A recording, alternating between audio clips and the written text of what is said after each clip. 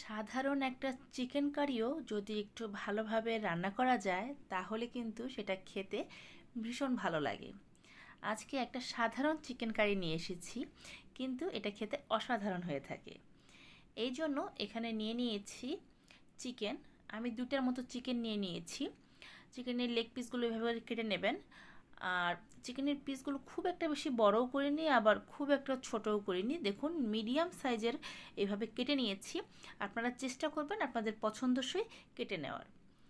এই চিকেনটা আমি রান্না করব, এটা আমি কোনো আলু দেবো না, আলু ছাড়াই এই চিকেন কারিটা আমি রান্না করব। চিকেনগুলো খুব ভালো করে ধুয়ে নিয়েছি, আর এদিকে কড়াইতে দিয়ে দিলাম সাদা তেল। আমি এখানে একটু 1.5 কাপের মতো তেল দিয়েছি, তেলটা একটু বেশিই দিয়েছি। সাথে দিয়ে দিলাম পেঁয়াজ কুচি। আমি এখানে 1 কাপের মতো পেঁয়াজ কুচি দিয়েছি। পেঁয়াজটা একটু হালকা আমি ভেজে নেব। এটাকে একদম ব্রাউন কালার করার দরকার নেই, পেঁয়াজটাকে হালকা একটু নরম করে নেবেন। পেঁয়াজটা আমার একটু নরম হয়ে এসছে। এখন ধুয়ে রাখা মুরগিগুলো আমি দিয়ে দিচ্ছি। এই চিকেন কারিটা কিন্তু গরম ভাতের সাথে খেতে আমার কাছে ভীষণ ভালো লাগে। আপনারা চাইলে পোলাওয়ের সাথেও খেতে পারেন, অথবা রুটি বা পরোটার সাথে সকালে ব্রেকফাস্টেও এটা খেতে পারেন, সেটাও খুব ভালো লাগে।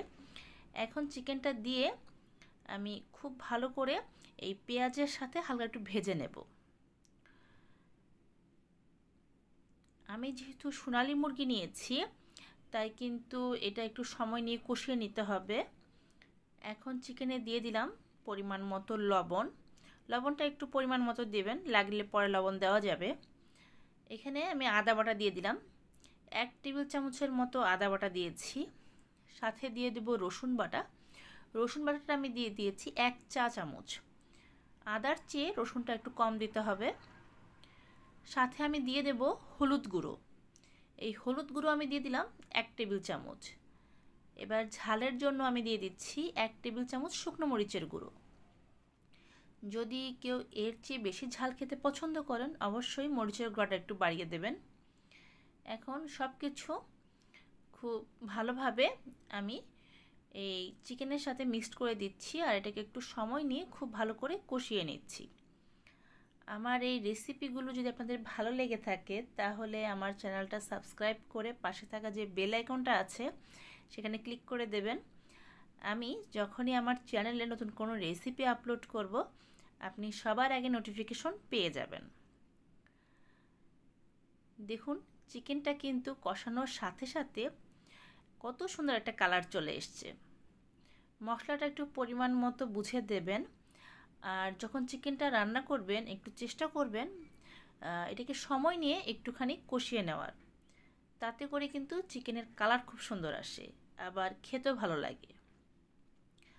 অনেকেই মনে করতে পারেন যে তেলটা একটু বেশি হয়েছে, তবে সত্যি কথা বলতে আমি চিকেন বা মাটন যখনই রান্না করি একটু তেলের পরিমাণটা বেশি দিই, তাতে টকটকা যে লাল কালারটা আছে সেটা চলে আসে।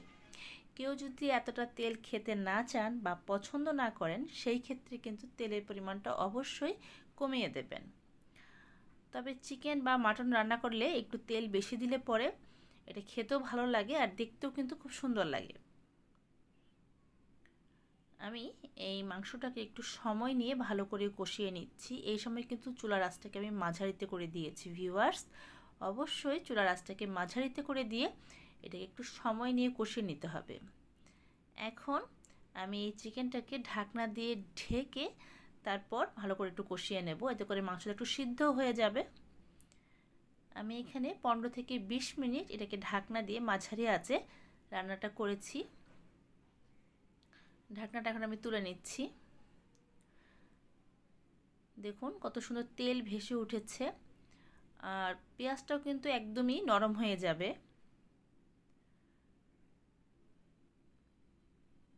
একটু সময় নিয়ে ভালো করে কষিয়ে তারপর রান্নাটা করবেন।